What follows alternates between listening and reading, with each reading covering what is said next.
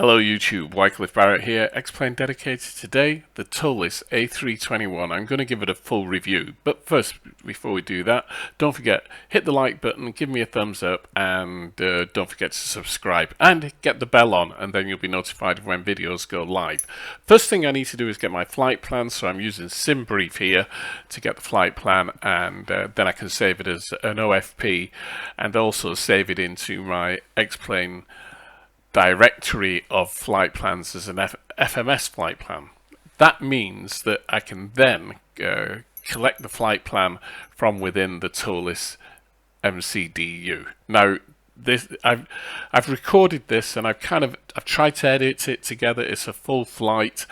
It may not be one of the best edits in the world because it is such a big video, and I wanted to do the whole thing. But anyway, we'll see how we get on.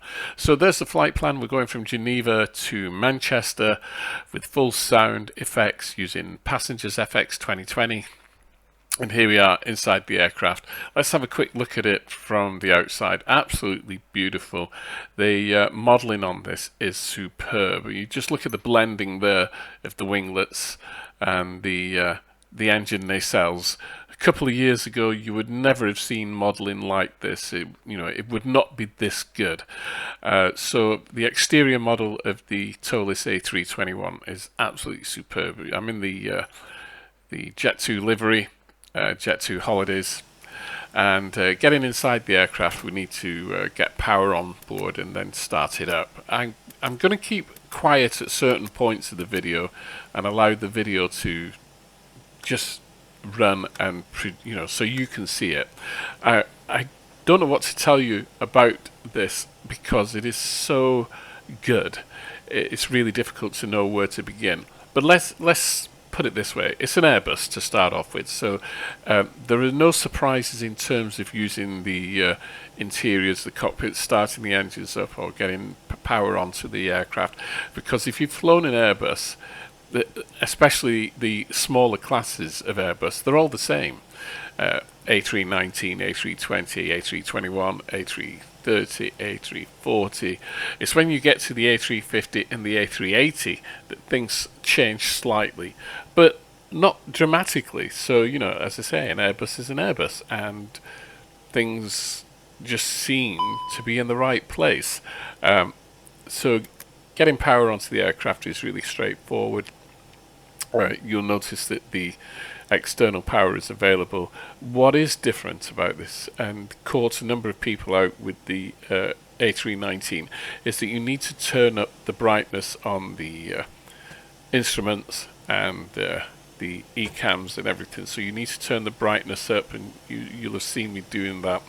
Otherwise, even though you can start your engines, start power to the aircraft, you'll be wondering what's going on because everything will be black. So you do need to turn the brightness up, and it does catch people out. You need to turn the brightness up even on the MCDUs as well.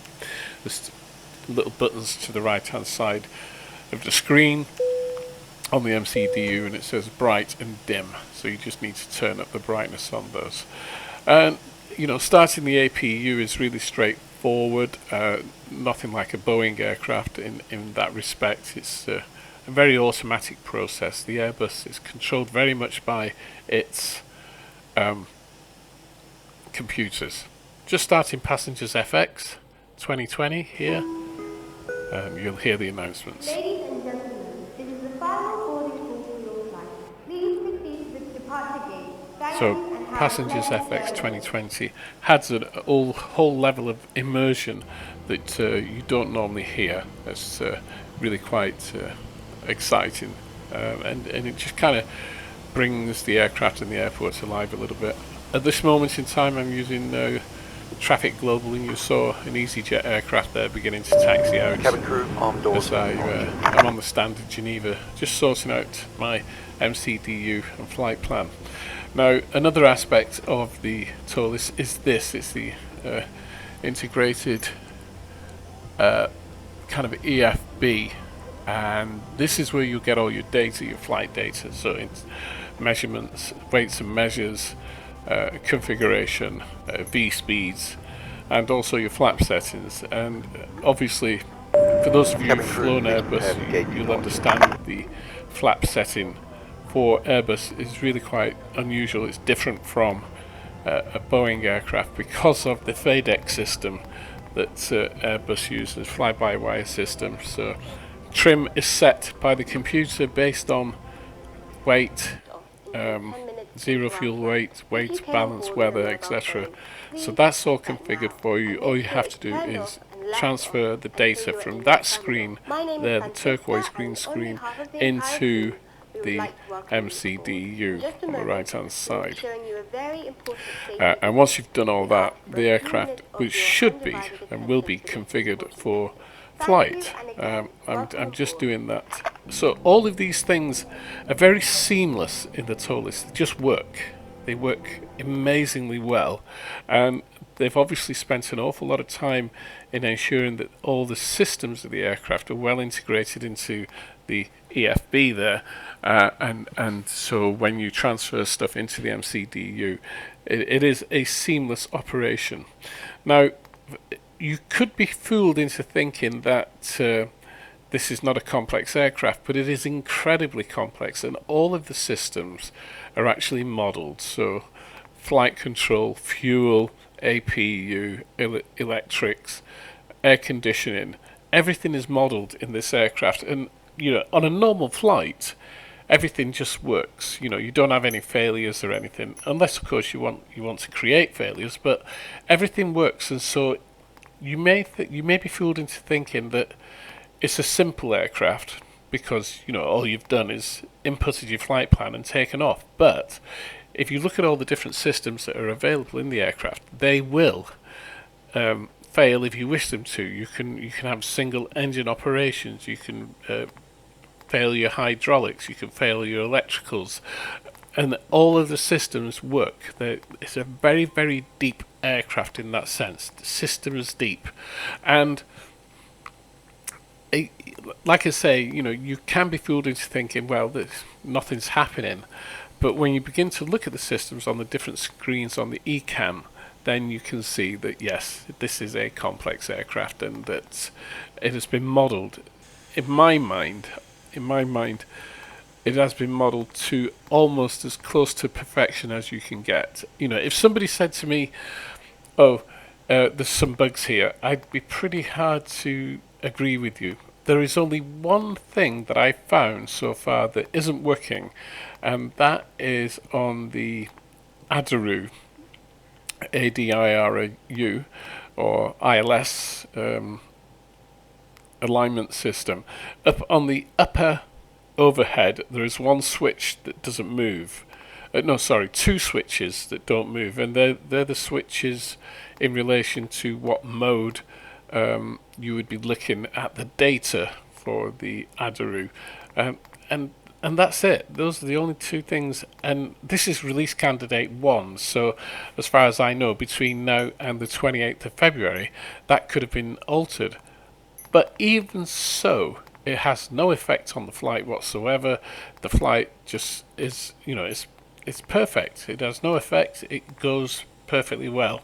Now, we're just still messing around with the FMC here, and for some reason it seems to have stuck, and we're not doing very much more at the moment, or maybe I am and I can't see it because yes I am working. There we go. It's just that I was on a different screen, and there we have it. Anyway, you can see that everything is inputted now, and we're ready for taxi, I think. So we're here at Geneva. It's a straightforward taxi, although the stand that I'm on means that I'm facing in the opposite direction, so I have to go around the back of the stand to get to the taxiway. The other thing about this is that the alignment procedure is 17 minutes. Now, I'm not sure whether you can shorten that. I did look in the settings, and I think you can shorten the alignment process. And in fact, you can. What you can do is you can do quick align when you go into the EFAST screen, the turquoise one that we saw earlier. You can do a fast align. So when you've sorted everything out, you can click on a button that will align everything pronto. see nothing wrong with waiting the 17 minutes if you've got the time. Not everybody has the time to do flights like that. There we go. You can see the flight plan, the departure on the navigation display. Of course, everything pops out. So the MCDU, all the navigation displays, etc., and the primary flight displays, they will pop out, which is really, really neat. And it just makes it so much easier to read things, that you can pop them out and resize them, move them onto a different screen if you so wish. I'm just having a quick look around, checking everything, doing my scans. Obviously, for those of you who have Oculus or HTC Vive, you'll just be looking around the cockpit, whereas I'm using X camera. I have a number of different views set up on my joystick, so I can move around as much as I want or as little as I want, and it can be a little bit confusing to see that. So I think we're almost ready for our taxi. Just going through some final checks and making sure everything's alright. I'm waiting for that alignment. Now, I noticed it is being released on the 28th of February, so that's, I think, a day or two away, and the price is I think it was $79 US. I'm not quite sure what that is in sterling. I will do a conversion and I'll put it on screen somewhere or in the description below. Some people might say $79 is an awful lot of money, but for what you get, I would say that this aircraft is well worth that value, that cost value they put on there. When you think about some of the other aircraft that are around from different companies, and they're charging $120 for an aircraft, which is a significant leap of money. Anything that's going close to $99, $100 is a lot of money. So to keep it below that, which Toliss have done, I think they've done a brilliant job to keep it below that price, because like I said, anything moving towards $100 is a lot of money. Anyway, we'll release the brake and we'll get rolling. I think we can start this taxi. Now, come on, we've been on the ground long enough now. We need to get airborne and get ourselves off to Manchester. So, yep, we'll pull up the AVS, which is showing us the taxi route. That's an add-on, by the way. It doesn't come with the aircraft. So I'm going to have to pull off the stand here and then go around the back of the stand to get down to a runway 22. So I'm going to keep quiet for a little while as we taxi down there and prepare for our departure. Ladies and gentlemen, I'll be right back. We'll shortly be dimming the cabin lights for takeoff and once again for landing. If you wish to read, then a reading light can be found in the panel above you. Alternatively, for our business and first class passengers, a reading light can be found by your left shoulder. Thank you.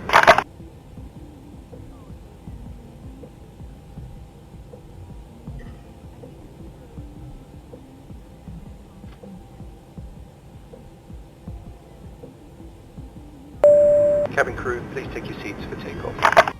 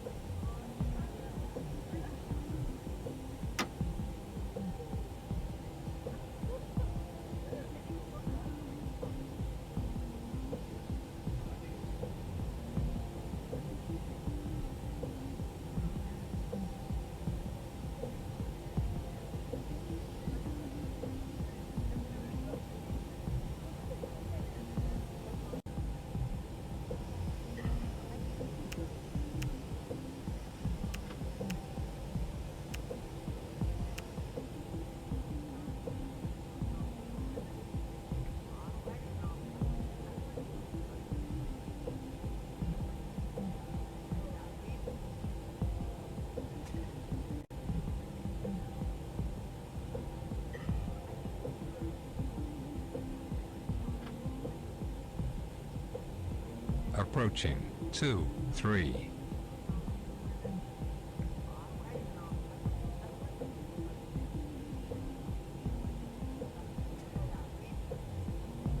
On runway 23.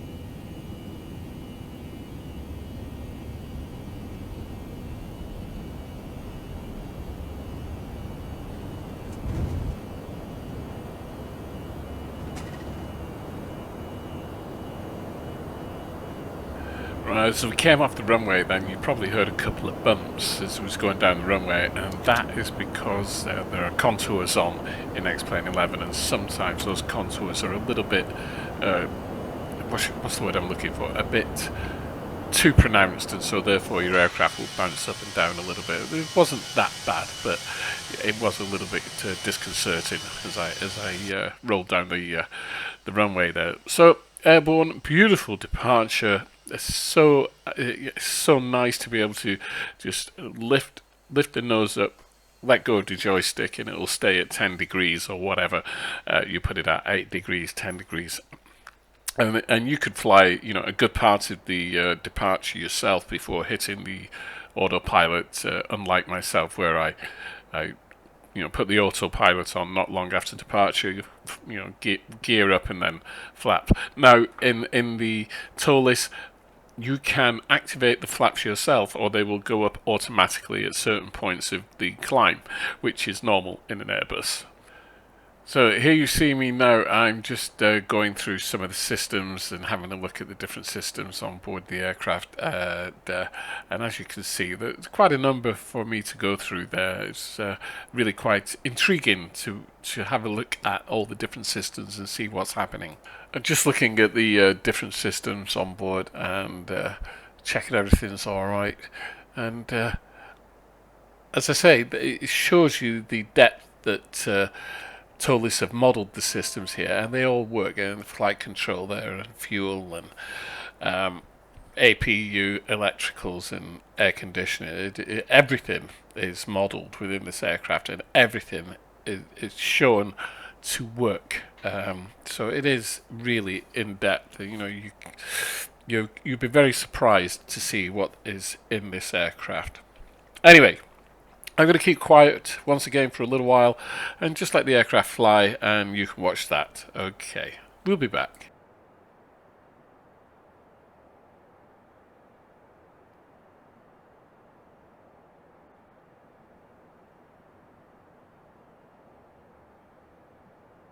Now past the altitude of 10,000 feet, all electronic devices may now be switched off from airplane mode. This aircraft is equipped with Wi-Fi. Please see a flight attendant for more information.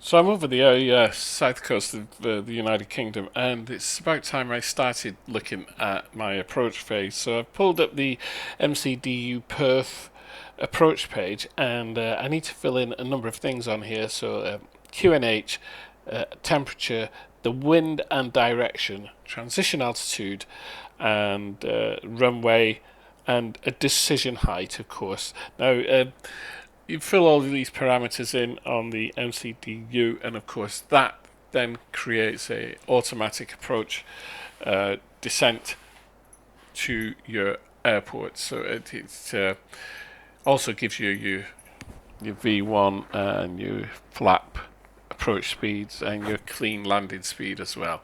So we get all of that done, and then we can carry on the flight. Now I descend down into Manchester. So you can see the weather seems to be changing a little bit as we approach Manchester, and it was rather stormy on approach. As you can see, some thunderheads there. For those of you who are wondering what weather I'm using, I use SkyMax Pro 4.8, I believe, with the real weather connector plus FSGRW. I use the two of those together SkyMax Pro, of course, is cloud replacement. FSGRW is weather engine. For those of you who don't know, I've done lots of videos regarding weather engines, etc. in the past, and I think you can still find them on my channel. Anyway, we're continuing down in our descent down into Manchester, so we won't. It won't be long before we're landing. So I've shortened the flight, obviously, between. Not long after takeoff, when I got to 10,000 feet, and to the descent profile here coming into Manchester. It took me a while, a couple of years back, more than a couple of years back actually, I think it was when I had X-Plane 10, I had terrible troubles with Airbus aircraft. I couldn't fly them, and the reason why I couldn't fly them was because I was using a yoke at the time and throttle quadrant, which is great. You can use a yoke and a throttle quadrant with Boeing aircraft, but almost impossible to use a yoke with an Airbus. You have to use a joystick with Airbus, and it took me a while to figure that out, and so what I had to do was, when I was flying an Airbus, I would have to remove my joystick and throttle from the desk, and then clamp on the yoke, and then for Boeing aircraft, and then when I wanted to fly Airbus, I have to remove the yoke and then put my joystick back, which was a pain in the butt. And not only that, yokes do take up a lot of room. You've got a lot of room. They take up a lot of room because they've got all the mechanicals behind the yoke, so to speak. Okay, if you've got it embedded into a home-built cockpit, but when you're just using a desk space, and you need to use your desk space to write emails or do typing or write reviews or whatever, then it does become a pain in the butt to keep having to remove the yoke. But anyway, so in the end I got rid of the yoke and I just stuck with the joystick, and I can fly a Boeing aircraft and an Airbus with the joystick, no problem at all. And the reason being why it was a pain is because, of course, Airbus are fly-by-wire. And so as soon as you let go of the joystick, you pull the joystick back for a 10-degree climb, and you let go of the joystick will go back to the center, but the fly-by-wire aircraft will keep flying. With a yoke, it is really difficult because sometimes the center detents will override everything else, and so make flying them a really difficult thing. Anyway, here we are, coming down into Manchester. Manchester has the nickname of the rainy city, and as you can see, it is raining on approach. The aircraft is beautifully configured. We've got brakes setting to medium. Get all the lights on, make sure all the lights are on correctly. Brakes are set to medium, gear is down. I think I'm on flat 1 at the moment. I didn't notice, I'll be quite honest, but it's going to be a config 3 landing, so flat 3 landing into Manchester. And once again, this is where Airbus, and certainly the Toliss Airbus, come into their own. Fly-by-wire, it's almost fly and forget, and it sorts out, the Airbus will sort out all trim settings. You don't have to trim the aircraft at all. The computer, and I mean the aircraft computer, not your computer, will sort out all the trim settings and configuration for landing.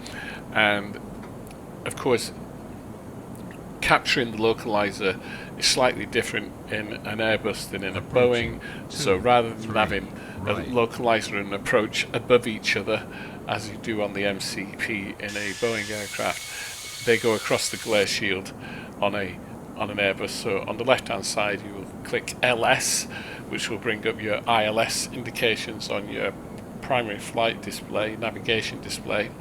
Then you've got the localizer button, which is in the middle underneath your heading select knob, and you don't have to put the localizer button on, but I think it's useful if you're trying to connect to get onto a glide slope.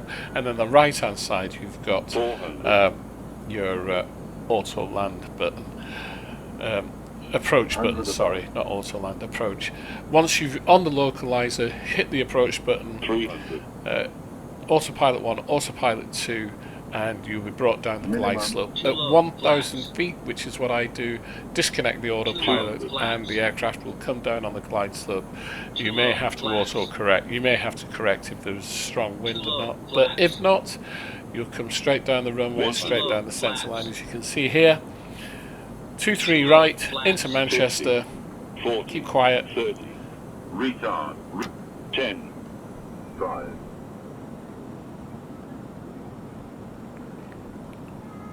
And touchdown. Excellent day. Hope you've enjoyed this video. Hope you've enjoyed the rather long video, but I think it really shows you what Toliss have done, and for $79 I think this is an incredible aircraft. I gave it 9.5 the other day. I think it's really kind of 9.9. It's really almost there. If those two switches were working that I mentioned before, then it would be a 10, or would it? Definitely 9.9 Welcome to at our the moment. destination.